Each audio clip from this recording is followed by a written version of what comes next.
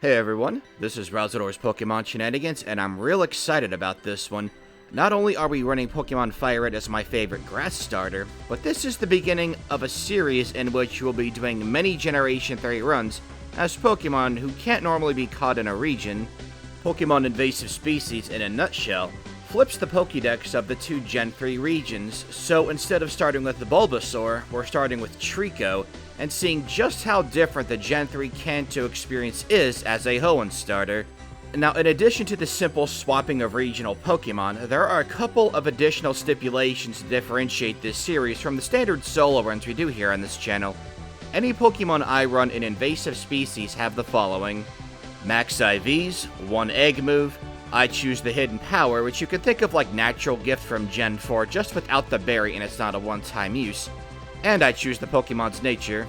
In order to make this possible, I use software to manipulate the save file. Now, I say Max IVs, but for the most part, they're mostly maxed. See, a Pokemon with Perfect IVs, according to said software, will have a 70 base power Dark-type Hidden Power. Tweaking the Hidden Power will move one of the stats down by just 1, but it'll keep the base power at 70.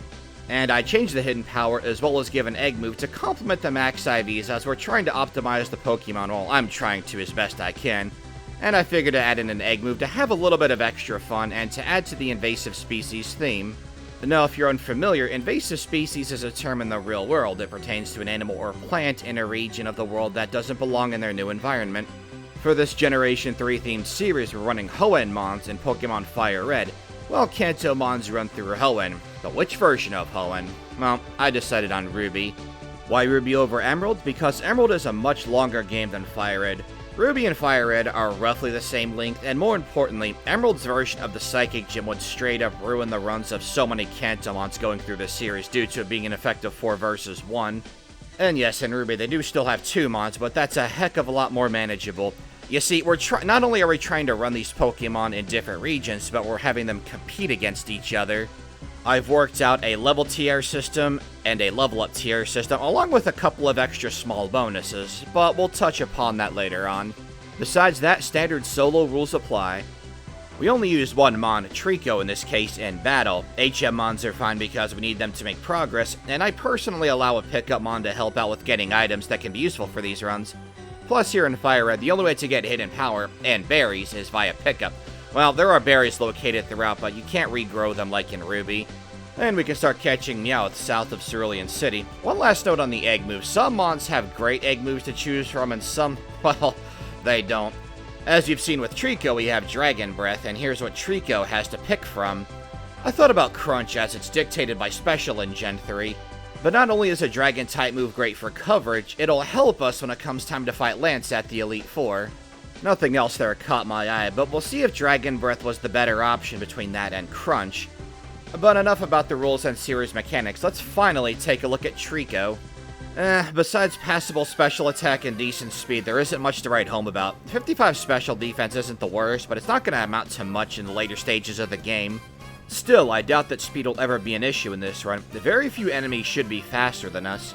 In fact, I'm so confident in their speed that I made sure to give Treecko Quiet Nature, which boosts our special attack by 10%, at the expense of 10% reduction in speed growth. You'd think I'd have gone with Adamant, but just in case we do need a physical move, I'd like for our attack stat to not be lower than it already is. As for our level up moves, honestly, nothing too special here, although Giga Drain with same type and Overgrow can certainly be useful. But for a mon who's pure grass, we don't have useful utility like a Slate move. You know, it's a bad time when I can say it's great that Pursuit is there for coverage. And our TM selection, while it offers coverage, is also not too impressive. Sunny Day and Solar Beam is definitely the best offensive option at our disposal. But between TM and level up moves, and while there are some decent moves on here, like Brick Break and Iron Tail, those do use our physical attack. That said, I'm pretty sure we'll be rocking Return at some point too. But since pre-Gen 5 has TMs as single use, we'll want to be careful with our usage of TMs. Now, before we begin, I have to say there's a certain impending doom looming overhead this entire run, but at least the beginning's easy. Brock's not going to be a problem whatsoever, and I think we'll be alright against Misty as well, a surge of early strength that Treecko shares with its Kanto counterpart. And before we fight Brock, I might as well fight the Light Years trainer, because you can never have too many experience points. Well, You can in this series due to our tier system for level up. But I do like to fight trainers in the gyms because once you defeat the gym leader, you can never battle the trainers. And hey, speaking of gym leaders, it's Brock time, and well, we have Absorb, same type attack bonus, and they're double weak to it, so yeah, we're gonna be fine. And you'll see that even with a slight drop in our speed that we outspeed Brock's Onyx. Nice solid one-shot sweep there, better savor that while we can. And now the moves at our disposal are gonna carry us right to Cerulean City, nothing to really talk about there. As we make our way over there, first thing we're going to do is grab the rare candy in the guy's backyard. And I'm thinking out of the two major battles here, might as well go for Misty first. We are grass type. And while we still have Absorb, the fact that we get the same type attack bonus from it and them being weak to it should make it acceptable. And just like in Brock's gym, we'll take out the optional trainers. They're very easy to beat. I think that the Goldeen trainers, Goldeen has Peck, but don't remember, doesn't really matter. We're able to take her out really easily as well. Now, as we save in front of Misty here, I'm thinking, not sure if it'll be faster than Starmie or not, probably not, but Absorb should keep us healthy enough to last this fight. Now, Misty leads off with Staryu, and what's really great about this is that, well, Dragon Breath is doing alright damage, but Staryu likes to go for Harden, which is a waste of a turn since we're using special attacks. Now, out comes Starmie. I want to see how much damage Pursuit deals, and yeah, we are being outsped here. Shouldn't surprise me, Starmie's base speed is awesome. Absorb seems to deal about the same damage anyway, plus we get health back, so this is what we're going to go with. Well, change of plans. As she heals, we'll go for Dragon Breath. We get the Paralysis first turn on Dragon Breath, and now we are faster. As long as we don't get crit, we win.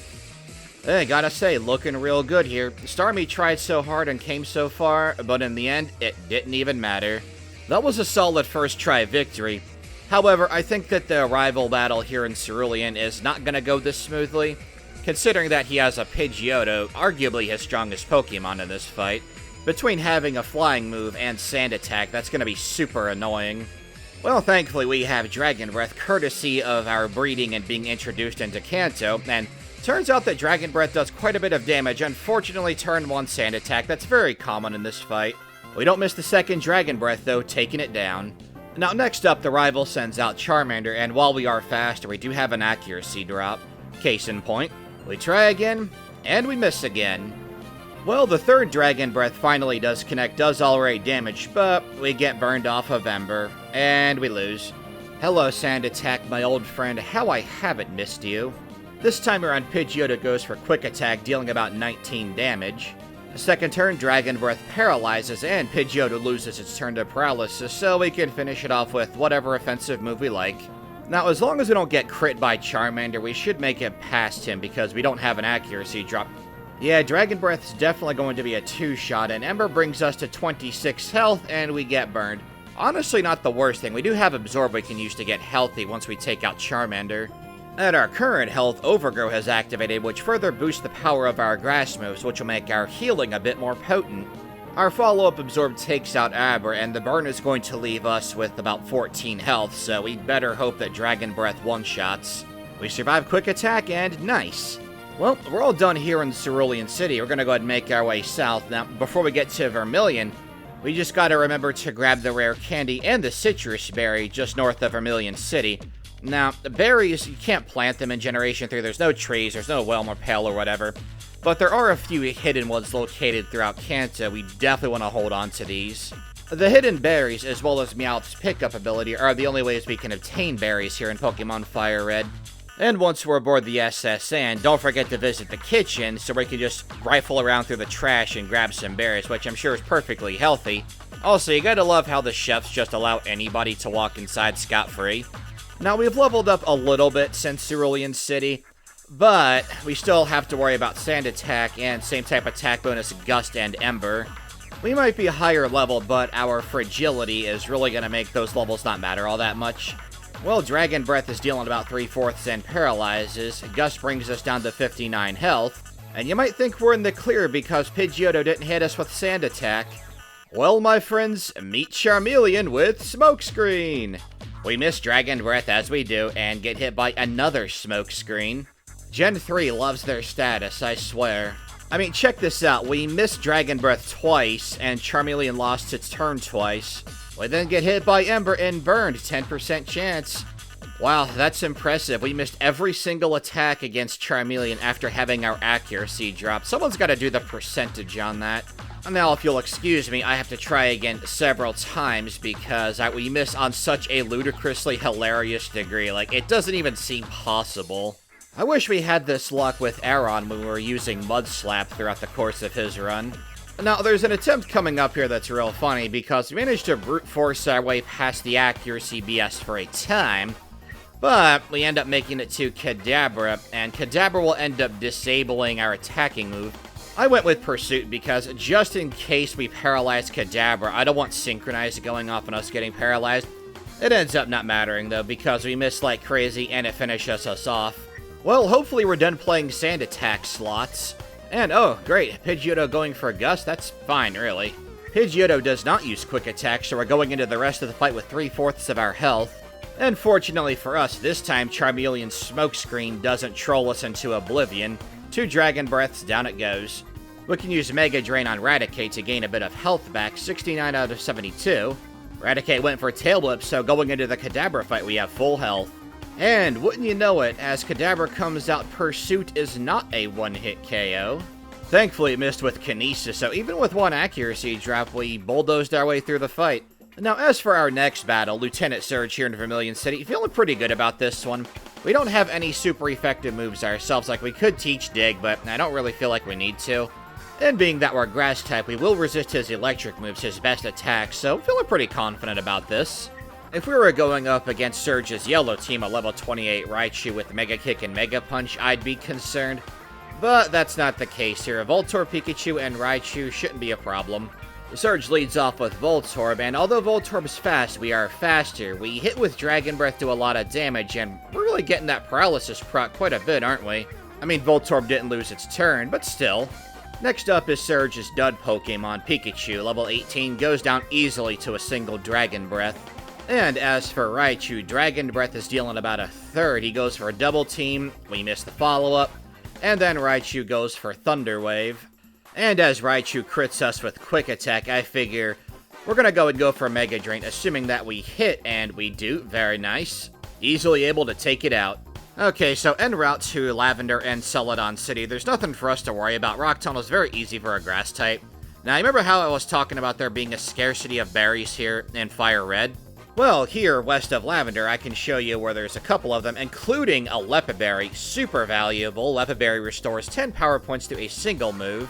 Considering that power point restoring items are both rare and we can never rebuy them, we want to get our hands on every single last one of them. There's only 2 more Lepiberries in the game, and one of them is locked behind the post-game, which we're not doing here in Invasive Species.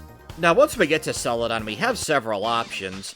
We can either go after Erika, we can backtrack and go take out the rival at the Lavender Tower, or we can go after Giovanni. I'm thinking that because we're a Grass type and he has 2 Rock Ground types, going after Giovanni is most definitely the play. Giovanni in this fight leads off with an Onix, which is perfect for us because we could one-shot it with Mega Drain. The show of hands, is anybody surprised to see that? Next up on the XP snack menu is Rhyhorn, and just like the Onix before it, double leak to Mega Drain, bye-bye. Now, Kangaskhan is pretty strong, and that critical hit Dragon Breath was awesome. Fortunately for us, she goes for Tail Whip. And hey, look at that, a second critical hit. That's always cool to see. Now, if this were Gen 4 and beyond, Bite would have done a lot of damage with that Tail Whip, but Bite, like all Dark-type moves, are special Gen 3 and in Gen 2 as well. Giovanni almost had a strategy. And I figure from here, we'll circle back to Lavender Tower, defeat the rival, free Mr. Fuji, that way we can unlock the second half of the game. Now, fortunately for us, as Pidgeotto comes out, Dragon Breath is dealing pretty sweet damage, gonna be a 2-shot, and fortunately for us, Pidgeotto goes for Gust, though that will leave the Smokescreen spam to Charmeleon, I'm sure. Well, on turn 1, we don't get that. Dragon Breath is dealing just under half, not a great sign. Ember brings us to 37 health, thankfully no burn. Well, we won't have to worry about Smokescreen because Dragon Breath crit. Next up is Execute, and we do have a super effective move in the form of Pursuit. It's weak, but Execute has low special defense. And just like back on the SSN, Pursuit is not quite a one-shot on Kadabra, surprisingly, considering our level gap. Oh well, it doesn't do anything too major to us. As Gyarados comes out, thankfully Intimidate doesn't matter. We go for Mega Drain, deal about a 4th. Gyarados will deal a lot of damage with Thrash, but check out where our hit points are. Overgrow is going to activate once again, causing our Mega Drain to do way more. We follow up with Dragon Breath and take it out. Finally, a rival fight where our accuracy doesn't cause us to lose the fight. And after this fight, we're going to have to sidetrack a little bit and go level up. Why is that? Well, because we are a pure Grass-type Pokemon with low defense. Koga's entire team is super effective against us, and they can deal a ton of damage. At our current level, there's absolutely no way we're going to be able to take on Koga. Now, Erika, maybe so. Her Pokemon do have super effective moves against us. I know Vileplume has Acid. I think Victory Bell does as well. But at our current level, I can very easily see a single Sludge from Muck or Weezing taking us out. And that's not all. That's not the only obstacle, which is unfortunate because Treecko's early game, early to the first half, was really good, honestly. Despite our atrocious Sand Attack and Smokescreen luck, it excelled. Unfortunately, though, because we have to deal with Koga and Blaine, the latter whose entire team has Fire Blast, yeah, we're gonna have to just straight up level up. It's unfortunate because that is going to decrease Treecko's final ranking, but it's better to have a low ranking than no ranking at all. Now, since we leveled up a fair bit here, we're not done grinding, by the way. I figured we're going to take a small break from that and then go take on Erika. We're at level 48, but Erika does have fully evolved Pokemon. And despite our level gap, Dragon Breath isn't quite a one-shot. Not a big deal, though. It goes for stuns, but we have a Sherry Berry just for such an occasion. While Erika heals, might as well test out Secret Power's damage, and it's doing about half, so yeah, Dragon Breath will easily finish this off. Erika will send out Tangela next, but it has terrible special defense, so one Dragon Breath easily able to take it out. Now against Vileplume, looks like Dragon Breath is going to be a two-shot, and Stun Spore does miss, but check out this damage roll. That has to be the lowest possible roll we could have gotten. We do get paralyzed off of Stun Spore, but it doesn't amount to anything. We only take a little bit of damage off of Acid. Although that damage has me very confident that we need to be stronger for Koga. So it's back to the grind, and I figure between Rival 5 and Koga, when we're done grinding, or at least when we're at a level I feel should be kind of sufficient, never quite sure, going for a Rival 5 here at Silphco is going to be the better play. Yes, he's going to be difficult as well, but I don't see him being as hard as Koga. So we'll go ahead and make some preparations for this fight, slap on a trusty held item, those are allowed. And as we save, I gotta say, our time is still not that bad. 3 hours and 18 minutes for a first form Grass-type in Kanto, not bad. And thankfully, during our grind, Meowth was able to pick up TM10 Hidden Power for us, so time to test it out. It does pretty solid damage, but so too does Pidgeot's Wing Attack. Doesn't matter though, it's low enough to where we can finish off Pidgeot with Dragon Breath. As Charizard comes out, I go for Dragon Breath. We do get the Paralysis, but unfortunately Charizard does not lose his turn. Yet, our health Flamethrower will easily take us out. Flamethrower would probably one-shot us from full health. So, we're going to test out Hidden Power's damage against Charizard. Now, it was super effective against Pidgeot, so let me know in the comments what you think it is. We'll go ahead and give it a shot against Charizard here. Alright, it's doing about 2/3, I'd say. Okay, so if that's the damage we're dealing to Charizard, one of two things has to happen for us to get by this fight at this level. One, we need either to get a Dragon Breath Paralysis on Charizard, and it loses its turn, probably twice. That's not terribly likely. Number two is that we get a critical hit with Hidden Power, which would one-shot Charizard going off the damage we're dealing to it. And option three is that if we crit Pidgeot with Hidden Power, that might prompt Charizard to go for Scary Face because we're faster, because Gen 3 loves status. That has a 10% chance to miss, so if that misses, that would then prompt Charizard to go for Scary Face again, and by that point it wouldn't matter if we get hit by it because, well, doesn't really matter if Alakazam's faster, because it only has Future Sight as an attacking move in this fight. And we should still be faster than Execute. As for Gyarados, well, if it brings us down low, we have Overgrow Giga Drain. Now, getting one of those things to line up is much easier said than done. In this attempt here, we almost one-shot Pidgeot with Hidden Power. Tragedy, ain't it? God, what an obscure reference. Anyway, you know this song and dance by now. Pidgeot hits with Wing Attack, does over half our health, and we take it out with a follow-up of whatever. And, well, at our current health, Charizard's just gonna go for Flamethrower, so this is gonna be a reset. We try again, all that good stuff. Just a matter of time before we get the RNG to line up in our favor. We can at least test out the damage ranges. Or get a critical hit, that works too. Now, unfortunately, I don't have Pursuit anymore, so we're gonna have to go for Dragon Breath against Execute. And thank the gods, Stunt Spore missed us. Being slower is not the issue, it's, having a 1 in 4 chance to lose our turn. Alakazam comes out, and we're able to take it out with 2 Giga Drains. All it does is use Calm Mind, a fruitless endeavor. And, well, all that's left is Gyarados, and yeah, we do have Mega Drain, but we also have Hidden Power. You probably guessed it by now, but yeah, I went with Electric for Treecko.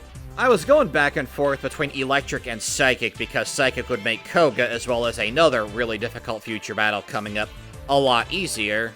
But Electric also has its uses, so we'll see if this was the right call. Now, for our second Giovanni fight, I don't think it's going to be too hard. I mean, Nidorino does have Poison Sting. We can get poisoned off of that and Poison Point if we use a contact move, but beyond that, I'm not too concerned. The only other Pokemon I can see being an issue is Kangaskhan, because it's just generally a great Pokemon.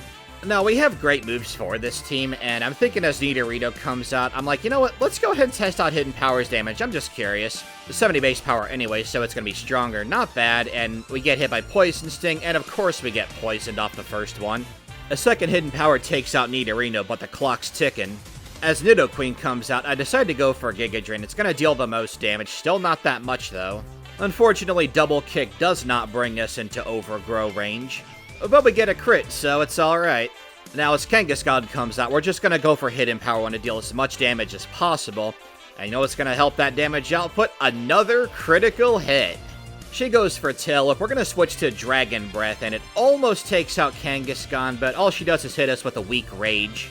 We'll go ahead and take out Kangaskhan with Hidden Power, and now we're in Overgrow range, and of course, Rhyhorn's the one to be on the receiving end of it. It just feels like such overkill. Now, you'll notice that I have Rock Tomb on my move slot here, and originally I had tested that out against Charizard, but it ended up doing about the same damage as Hidden Power Electric, surprisingly. So yeah, Rock Tomb is basically a dud move slot, though that wouldn't be the case if we didn't have Dragon Breath or Hidden Power, funny enough.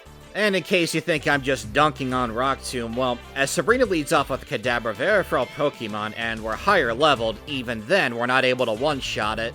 Well, now I'll know for the Grovyle run whenever that happens. Sabrina will heal, but that's not going to be enough to withstand 2 Electric-type Hidden Powers. As Venomoth comes out, Rock Tomb does pretty good damage. We take Psybeam for 19 damage, follow-up Rock Tomb does not miss and finishes it off. As Mr. Mime comes out, we paralyze her off of Dragon Breath. Sabrina heals. I decide to get a little cheeky and try to slip in a Rock Tomb, but it misses. So from here, I'm like, alright, you know what, let's just take it out with Dragon Breath. Mr. Mime, all it does is go for Barrier, so it really just wasted its turn. We'll use Giga Drain to get back to nearly full health for Alakazam. And unfortunately, as Alakazam comes out, does a ton of damage with Psychic, not surprising, and although Overgrow Giga Drain does pretty good, it's not enough to take it out. Now, there's a particular quirk about Gen 3 Sabrina that we can take advantage of. I mean, it's only going to be a 1 in 4 chance that she goes for it when Alakazam comes out. But her Alakazam does know Future Sight for some reason.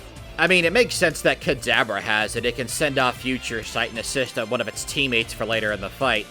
But when Alakazam comes out, you'd think that I would just go for Psychic and try to burst you down as quick as possible, right? Well, judging by the damage we're dealing, the damage output that we have, all we need to have happen is for her to go for Future Sight, which will basically forfeit the fight with how low on health she gets.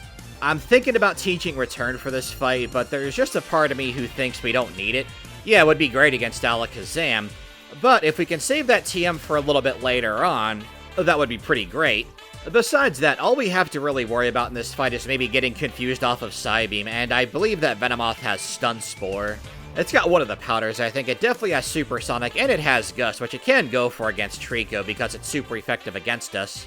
And funny enough, in this attempt coming up, Venomoth actually will hit us with Supersonic, but it turns out not to be too big of a deal, because by the time Mrs. Mime comes out, it wears off pretty quickly, and we're able to resume the battle like nothing happened, because up until when we're fighting Mr. Mime, we have taken exactly 0 damage.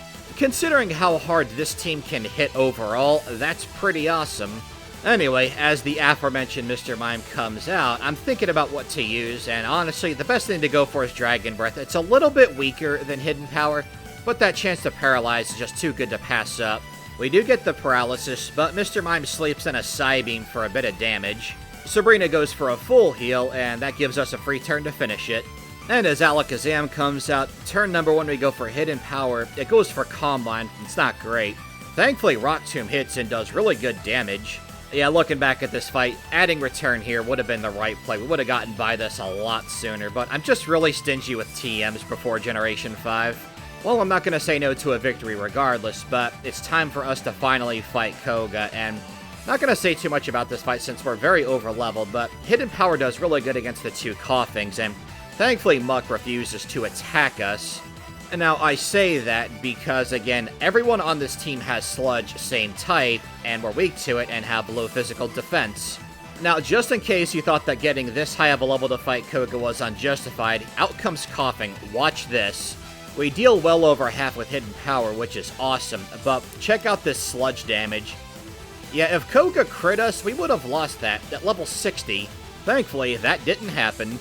However, next up is Blaine, and I don't think Treecko has a very bright future here in Kanto. And you can see that at 5 hours and 23 minutes, we've really slapped on a ton of extra time. Now, just a reminder, this entire team has Fire Blast, and we are weak to it, and they get same type. That said, this fight starts off amazing by one-shotting Growlithe with Hidden Power. As Ponyta comes out, Hidden Power almost one-shots, that might be our range, and unfortunately we get hit by Fire Blast. That's less damage than I thought we'd take, but we're still at around half health, so I very much doubt we're going to be able to tank one from Rapidash, definitely not Arcanine. And as Rapidash comes out, thanks to using Giga Drain on Ponyta to heal up just a bit, we're able to tank Fire Blast, and we do get burned off of it. However, that burn doesn't matter all that much because we have a Rostberry equipped. With our health low enough for Overgrow, we'll go ahead and use Giga Drain to gain back a bit of health, although it's probably not going to matter. As Arcanine comes out, I'm thinking to go for Dragon Breath, hoping for a Fluke Paralysis. We don't get it.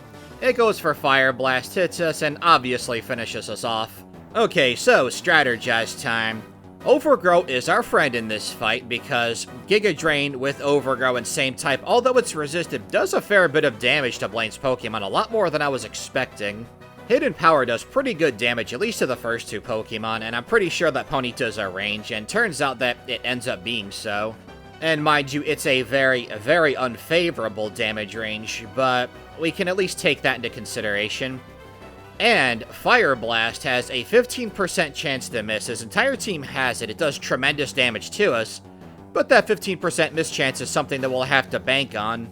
Now, of course, the alternative is to just level up, and I don't want to get too high of a level if I don't have to, because getting too high might make future fights a bit too easy, and I really don't want to do that. If I'm coming down to leveling up too much or trying and get a bit of luck going on, I'm going to go for the latter, because at least it keeps the fights interesting and exciting for me. There's always the chance we could get a critical hit, or that we can get crit.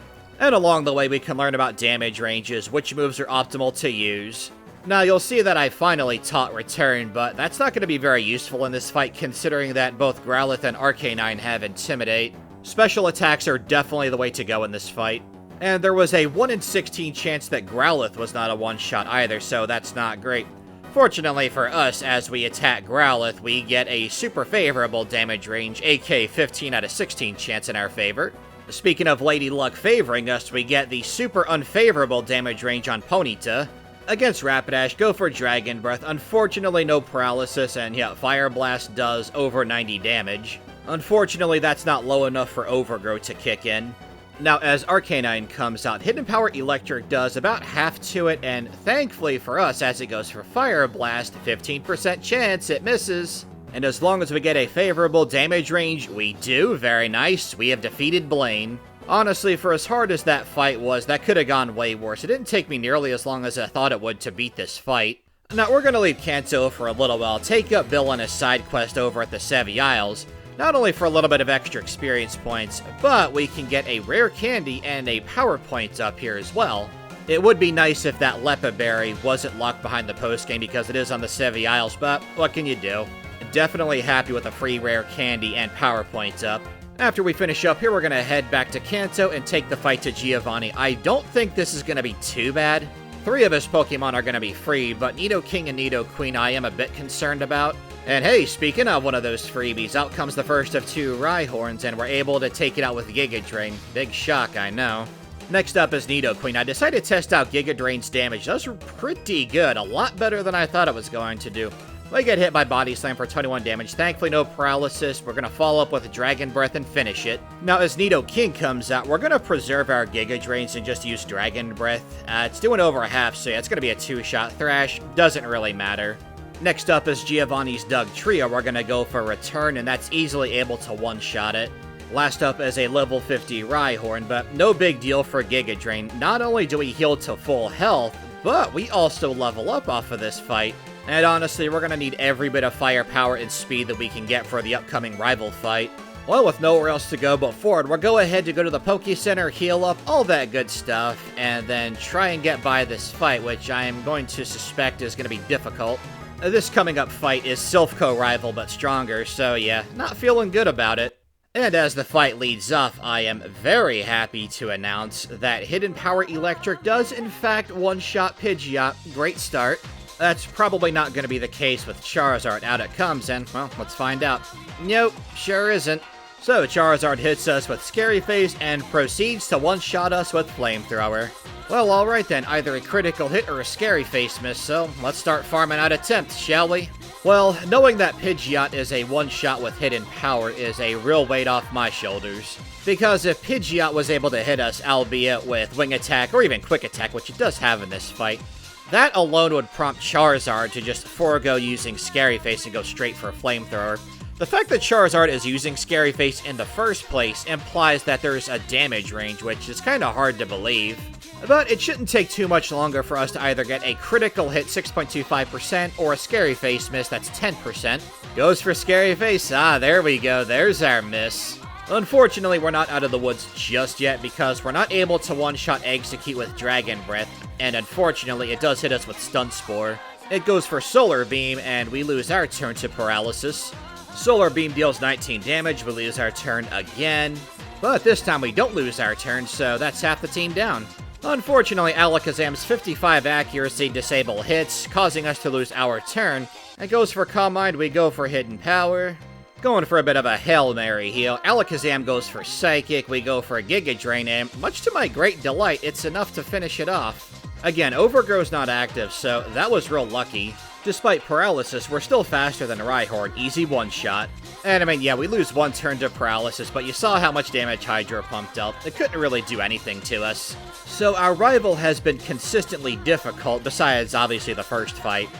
And the one at Lavender Tower because we were over-leveled. But Rival 2, Rival 3, Rival 5, and this Rival fight were all tough and took multiple tries. Oh boy.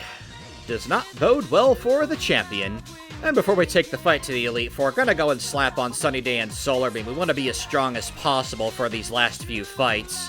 I think we've got a pretty good chance here. I mean, Lorelei should be very easy with Solar Beam. Most of her team is weak to it. 6 hours, 14 minutes is still pretty good considering that we're using a Treecko. So, Lorelei leads off with Dewgong. Perfect chance to set up Sunny Day. Ice Beam, as long as it doesn't crit us, it doesn't. We can't get frozen under Sunny Day. So, after that, Solar Beam's an easy one-shot.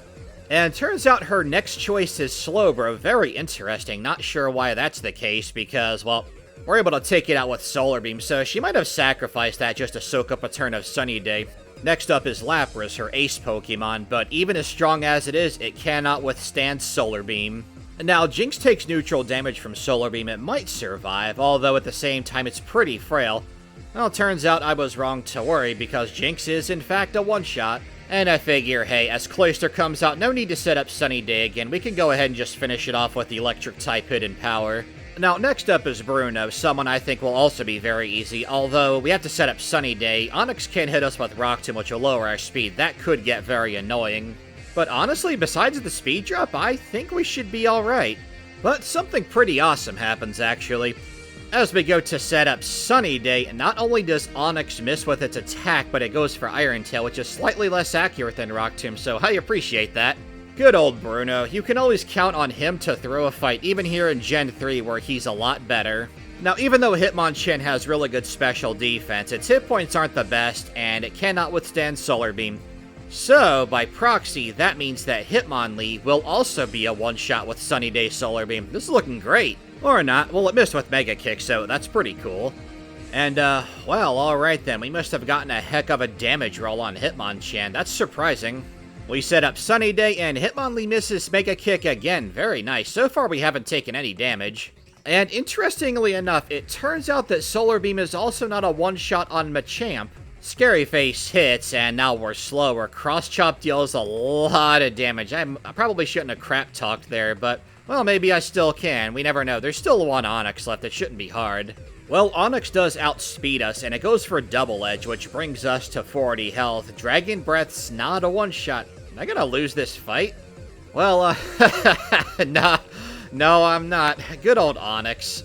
Seriously, why does he even have two Onix when Primeape and Poliwrath exist? But the time for laughing is over.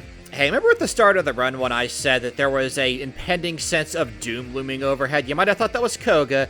You might have thought that was Blaine. You might have thought that was the Silphco rival or Rival 6. No, it's this fight right here against Agatha. But let's show off the first attempt here. Hidden Power is doing a little bit over a half, and Gengar goes for Double Team, which is annoying. Thankfully, the evasion modifier doesn't matter, so pretty good start. Next up is Arbok, which does have Intimidate, and our Hidden Power doesn't do nearly as much as I would have liked, which is pretty bad because, well, Screech is, going to miss. That's cool. Well, the second one does hit, and that's going to be a death sentence. I mean, Agatha heals. We can set up Sunny Day. And, well, to compensate for getting hit by Screech, which is still going to doom us, by the way, getting a critical hit Solar Beam to one-shot Arbok is pretty sweet. And why is that, you might ask? Why is Screech such a problem? Well, Solar Beam does pretty good damage to second Gengar here, but Sludge Bomb with our defense drop by 2 stages easily one-shots us. Now, certainly that's not the only thing that can make this fight bad, right? Well, funny enough, despite the fact that she's considered Ghost-type, every single member of Agatha's team is Poison-type, at least in part. Her Arbok and Gengar has same-type attack bonus Sludge Bomb. As you've seen, our defense can get dropped by Screech. Golbat's hard because Golbat has Poison Fang, which can inflict toxic poison, and Air Cutter, which has a heightened critical hit chance, which we're also weak against, and it gets the same type attack bonus from it. But what makes this especially painful is that our Solar Beam Sunny Day combo doesn't do all that great here. Golbat double resists it, and it's this fight where you can see that our added stipulation of the customized Hidden Power and Dragon Breath come in handy, because if we had to do this fight without those, oh boy, we'd have to use Pursuit to fight the ghosts, and maybe Rock Tomb for Golbat, which would be bad because Arbok comes out second and has Intimidate, which drops our attack by 1 stage. Now, Dragon Breath is useful for having good coverage, but it's pretty weak at this point in the game, although we still need that for the next fight. And Hidden Power Electric is great for Golbat, but even then our options are still so limited, and so many things have to go our way in order to make this fight happen. So my solution to this fight was to level up just a little bit more to avoid some unfavorable damage ranges. And what turns out to be the linchpin of this fight's success, funny enough, is going to be Arbok, but Arbok cannot use Screech on us. Arbok has to use Sludge Bomb, which will bring us down low enough for Overgrow to activate, with Sunny Day, Solar Beam, and Overgrow active with the same type attack bonus, even though most of these Pokemon only single resist because, again, Golbat double resists. Solar Beam will still deal a ton of damage. When I say that this fight took a long time, I mean it. Everything that you saw happen is pretty much what we needed to have happen for this fight to go our way. And as we get ready to battle Lance, you'll see our timer has taken a bit of a dive here, because I was leveling up off the Elite Four to go after Agatha to try to beat her. Yeah, 7 hours, man. Treecko's progress came to a crashing halt, but thankfully only 2 more fights left. Now that said, I'm pretty sure we're gonna have no trouble with Lance because we have Dragon Breath for his Dragon types, and against Gyarados, we'll set up Sunny Day. What he does doesn't matter. We can take him out with Hidden Power Electric. Because next up is Aerodactyl, and it takes neutral damage from Solar Beam, but it should be a one-shot. Well, it was silly of me to think that there was a 1 in 16 chance we'd get a super low damage roll. Well, this fight's a bust, but might as well see how it plays out. And Aerodactyl also has Scary Face, who will now be faster, and while we are able to take it out with a combination of Dragon Breath, which did almost nothing, and Hidden Power Electric, doesn't really matter because out comes Dragonite, which will be faster, and with 55 health left, it has same type attack bonus Wing Attack. Yeah, good night, Irene. Treecko sure didn't stick around long after taking a finisher like that. So if you'll excuse me, we're going to level up just a bit more, set up Sunny Day. You know the drill with Gyarados by now. Sunny Day, Hidden type Electric Power. That way we can save our power point of Solar Beam for Aerodactyl. Hopefully this removes that damage range. I guarantee you that first time around it was just a 1 in 16 chance. I didn't feel like taking any chances. But yeah, Solar Beam is in fact a one-shot. Now, Dragon Breath is certainly not going to one-shot Dragonite unless we crit it. However, because we have enough health left, rather than potentially taking us out with a critical wing attack, Dragonite's like, I better set up Safeguard. Again, Gen 3 love and status, and oh, we didn't take out Dragonite. And then Dragonite's like, oh, you want wing attack? Okay, here you go. But, well, Treecko's still standing, so you didn't do your job properly. Now, because Generation 3 loves status, whether it's reductions, or hitting you with poison, a status affliction, or protecting against status, over, you know, 2 wing attacks that would easily take us out, we end up being able to defeat Lance lickety-split thanks to Dragon Breath. That's the exact reason why I chose this as our egg move. Wow, that's gotta be embarrassing, being the second strongest trainer in Kanto, and you lose to a tiny little wooden gecko. Now, as we prepare for the champion, we're gonna go ahead and get rid of Sunny Day and Solar Beam. We're gonna swap in Giga Drain because, well, we don't really need Solar Beam, and Sunny Day is too risky with Charizard on the field. It's gonna one-shot us with Fire Blast regardless, and, you know, what are we gonna do, set up against Pidgeot with Sand Attack? Yeah, no thank you. Also, his Executor has Chlorophyll, so Sunny Day would actually help him, too. Now, funny enough, I actually didn't plan for Rest. I was like, wait, what should I use as my 4th move slot? And it's right around this time where I am really happy that I explored the SSN in full and got every item that you can get on there, except for, I think, the X attack that the Gentleman's guarding, which is a rare candy in the Gen 1 game, so just a little bit of a downgrade there. But hey, who knows, it could turn out to be useful. Now, I'm not sure if Hidden Power is going to one-shot the Pidgeot. It will for sure deal a ton of damage, but one-shot, well, we haven't had great luck with damage ranges lately. And, well, it seems that has stayed the course. Thankfully, he goes for Aerial Ace and not Sand Attack. Feather Dance would have been fine, too, because it would have just wasted a turn. And, alright, well, after that damage, I don't think that's a range. If it is, it's very unfavorable. Well, out comes Charizard, no surprise there. And hopefully Fire Blast misses. Hidden Power Electric's doing really good damage. Well, that put it in Citrus Berry range, which is nice, and yeah, at that health, even at full health, Charizard is definitely one-shotting us with Fire Blast. So I end up trying a few more times here, and you're gonna see a little side-swiping erase-style edit here in a second. That's because afterwards I'm like, alright, I'm gonna stop for now, go out, get something to eat, all that good stuff, because really at the end of the day, the strategy to get by here is either we crit Charizard, or he misses with Fire Blast. Not terrible odds, but you want to be nice and refreshed when grinding out these attempts. And, well, it's a good thing I decided to adhere to a healthy lifestyle and play games in moderation, as much as I like to not do so, because games are awesome. Well, things start off in the absolute best way possible by taking out Pidgeot with 1 Hidden Power, so yeah, very low damage range, not in our favor, though. Out comes Charizard, and we do not get the critical hit from Hidden Power. However, Fire Blast does miss. Okay, I think we've got a run here. Our second Hidden Power takes out Charizard. Yeah, we would need to rely on Rock Tomb to get by him without Hidden Power. Against Alakazam, you can see me deciding on which move to go with, because I want to conserve Giga Drain if we can.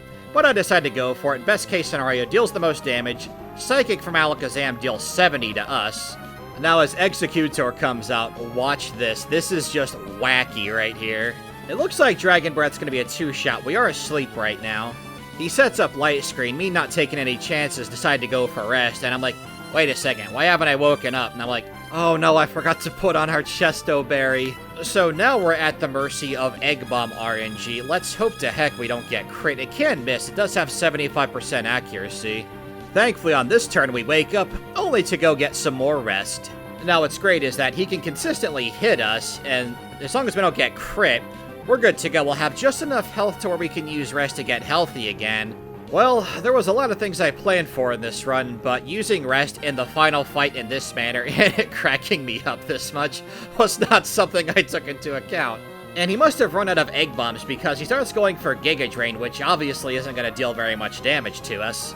And, well, unfortunately Light Screen was up, otherwise we would have taken out Executor there. The champion goes for a full restore. 2 Dragon Breaths, another Light Screen, another full restore. We do paralyze it again, we do get put to sleep by Sleep Powder, and, well, he can't have too many more power points of Giga Drain, all things considered. Actually, I think that was the last of them right there, and unfortunately he gets off Light Screen and another full restore. This is the worst final battle ever. So Executor is out of Giga Drains and Egg Bombs to the point where it had to spam Light Screen, so it did get one off before we finally take this guy down. And while there is a bit of light at the end of the tunnel, even with Light Screen, we're able to one-shot Rhydon with Giga Drain. Last but certainly not least is Gyarados. It has a lot of pretty great moves, and we're faster. We go for Hidden Power. Electric does really good damage, not quite a one-shot, however.